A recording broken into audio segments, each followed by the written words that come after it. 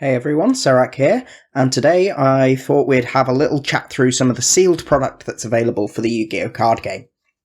So, when you're playing as a budget player, sealed product is very, very difficult to gauge because A, you have the element of randomness that doesn't really help with budget players. One person can buy one pack and pull that Starlight, that DPE, and the other person will pull absolutely nothing if they go and pick a random pack. So we're going to look at what sealed product is available that's actually worth it for you to spend your money on, maybe as a new player or someone who's looking to build up some staples or some decks that they can then play. So to start off with, we're going to look at some of the structure decks. Now, the structure decks haven't been great for the past few releases. So we'll start off with the Cyber Strike structure deck.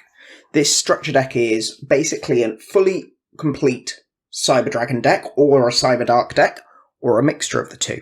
The main cards you'd need to add to it are things like Cyber Dragon Infinity, Cyber Dragon Nova, which unfortunately have gone up a little bit more in price recently. But the biggest draw to the deck is the fact that it includes a copy of Infinite Impermanence, which basically sells for the entire price of the deck. That's it. The copy of Infinite Impermanence is worth the same amount as the structure deck. The rest of it, you're essentially getting a full Cyber Dragon deck for free. So if you need Infinite Impermanence, or you really, really want to play Cyber Dragons, then that's definitely the pickup for you.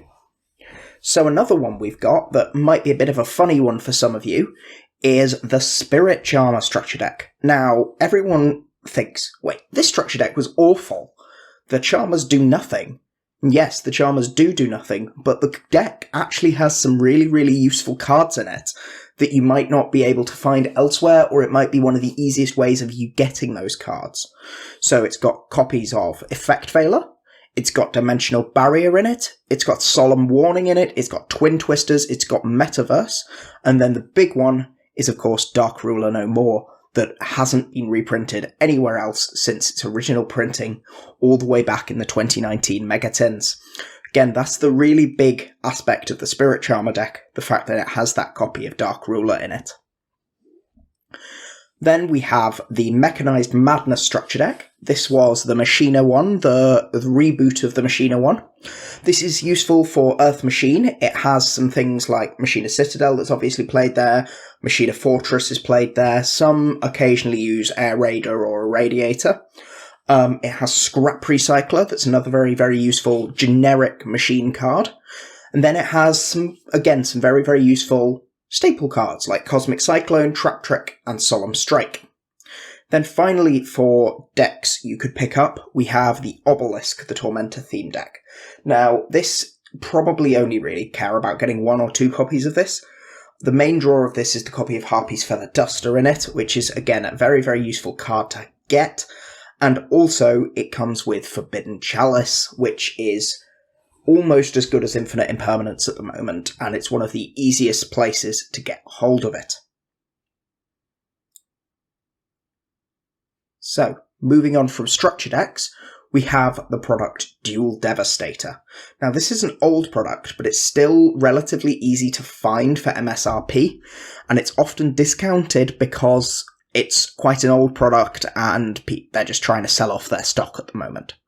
But if you can find it for a good price, so MSRP in the UK is about £35, £40, and a rough about $40, $45 in the US. If you can find it for a good price, please, please, please pick them up. It's got all of the Ghost Girls, including Ash Blossom, which is half the price of the box by itself. It's got Solemn Strike, it's got Cosmic Cyclone, it's got Abyss Dweller, it's got Tornado Dragon, it's got Effect Veiler, it's got Mind Control, Artifact Lancia, Dino Wrestler Pancratops, Called by the Grave, Anti-Spell Fragrance, Gamciel, Red Reboot, There Can Be Only One, Super Polymerization, the list goes on. If you can find copies of it and you need mainly Ash Blossom, or you need a good chunk of the cards in there, it's one of the absolute best ways of filling out a collection of staples, of filling out a side deck, for a relatively cheap price. However, if you really want to open packs, you just love the gambling, then I think the absolute best product you can buy is Maximum Gold Eldorado. And the reason I say this is because it's one of the few products that has pretty much complete deck cores in it. You have the Eldritch core, you have access to the Prank Kids core, again, almost completely in of itself, in isolation. You have access to the Altergeist core, you have most of the Weather Painter core if you want to play that, and it's got useful rares and gold rares as well. You have stuff for the collectors with the alternate arts of Red Eyes, Blue Eyes, Dark Magician. You have cards like Verte, Access Code Talker, IP Masquerena, Nightmare Unicorn, that all see lots of play in competitive decks. You have really, really useful cards like Psyframe Gear Gamma, that's one of the best hand traps available right now. You have cards like Rescue Cat.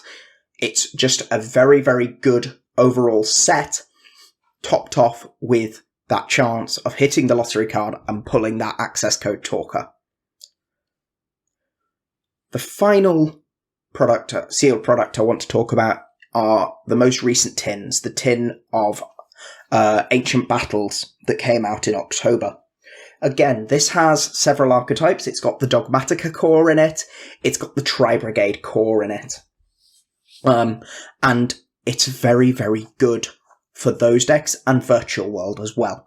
However, the problem with the tins is I found they can be very, very swingy. You can pull absolute nuts with cards like Zeus, Triple Tactic Talents, Crossout Designator, Dogmatica cards like Nadir Servant, or you get my luck with tins and have the best card you pull being a Lulu. I would recommend staying away from the tins unless you like the tins or you really, really want certain cards. If you really don't mind just opening pretty cards, the tins are something I would definitely lean more towards buying the singles from, especially if you're after a deck like Virtual World where you can pick up most of the deck core for the price of about 2 tins. Anyway, that's my quick run through of how I would choose to buy my sealed product. I would avoid core booster sets because the pull rates are not great, and I would avoid things like Brothers of Legend because the cards in there that are actually worth anything, cough, droplets, cough, are basically 1 or 2 per case, and short printing sucks, and Konami, please stop short printing stuff like you did in main sets. Thank you very much. So, I hope this was informative to some of you, and I will see you again soon. Thanks for watching.